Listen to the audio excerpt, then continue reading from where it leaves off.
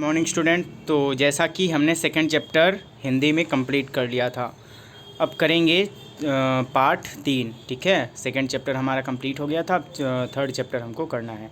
तो सभी लोग अपनी नोटबुक निकालेंगे और टेक्स्ट बुक भी निकाल लेंगे। चलिए सभी लोग नोटबुक निकालिए। सबसे पहले मीनिंग राइट करेंगे।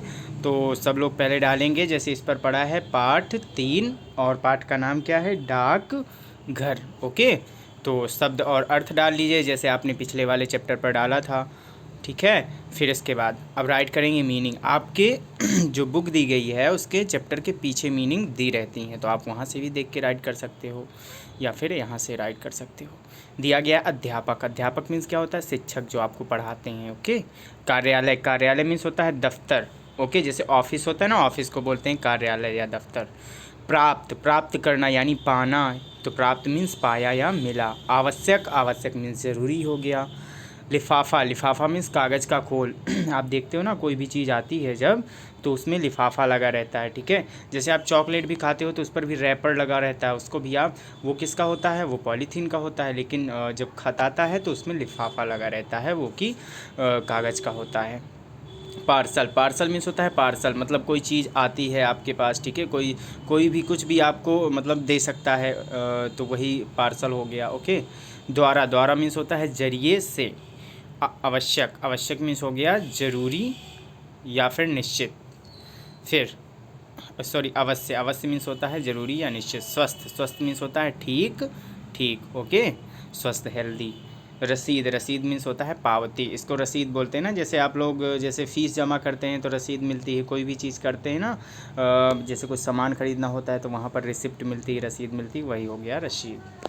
ओके, तो चलिए अब चैप्टर को भी रीड कर लेते हैं। तो सभी लोग अब पहले मीनिंग राइट कर लेंगे, वीडियो को पॉज करके या तो पीछे से देख करके। ओके, चलिए स्टार्ट करते हैं चैप्टर। चैप्टर का नेम क्या था, डाकघर। ओके, डाकघर पढ़ना है। देखिए, जब हम किसी को पत्र लिखते हैं, ओके, तो ऐसे ही राइट करते हैं। पहले मतलब कि जो एड्रेस होता है पहले वो राइट किया जाता है। तो B235 यमुना विहार, ये उसका एड्रेस है। फिर दिल्ली से है, दिनांक 2/1/2000, मतलब आप कुछ भी डाल सकते हो यहाँ पर, दिनांक कोई ज़रूरी नहीं है कि मतलब कौन सी है, लेकिन डालना चाहिए। ओके, जब पत्र लिखते हैं तब के दिनांक डाल देते हैं। ओके, फिर प्रिय भाई अमन, तो यहाँ पर पत्र लिखा जा रहा है किसी के द्वारा, तो प्रिय भाई अमन यानी भाई को लिख रहा है कोई, पत्र कह रहा है प्रिय भाई अमन नमस्ते। कल मैं अपने अध्यापक के कहने पर डाकघर से टिकटें खरीदने गया था।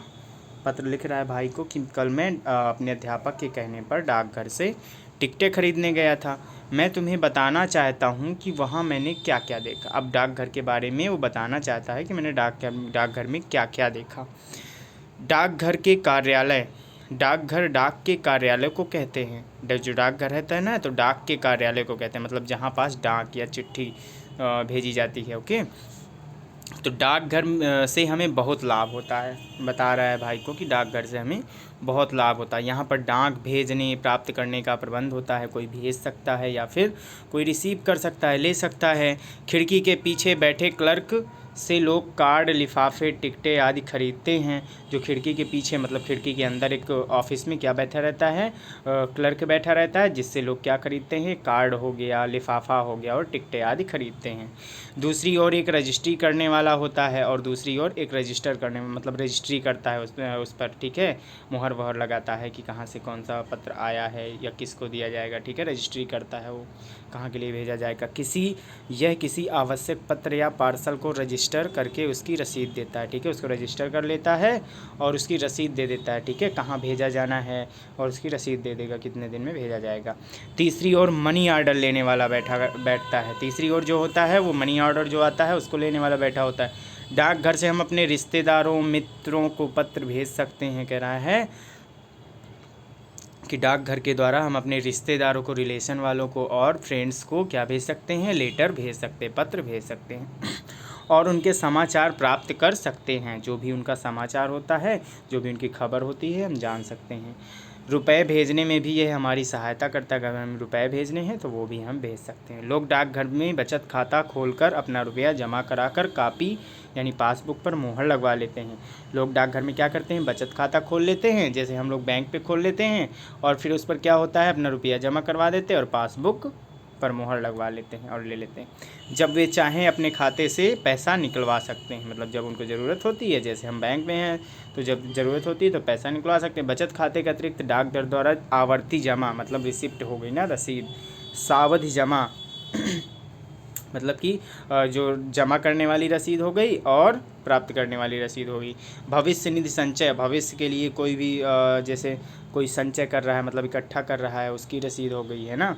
इसके बाद राष्ट्रीय बचत पत्र, सुकन्या समृद्धि योजना, ये सारी योजनाएं होती हैं जो गवर्नमेंट द्वारा प्रदान की जाती हैं। किसान विकास पत्र आदि की सुविधाएं भी दी जा रही हैं जो जनसाधारण के बीच लोकप्रिय सिद्ध हुई हैं।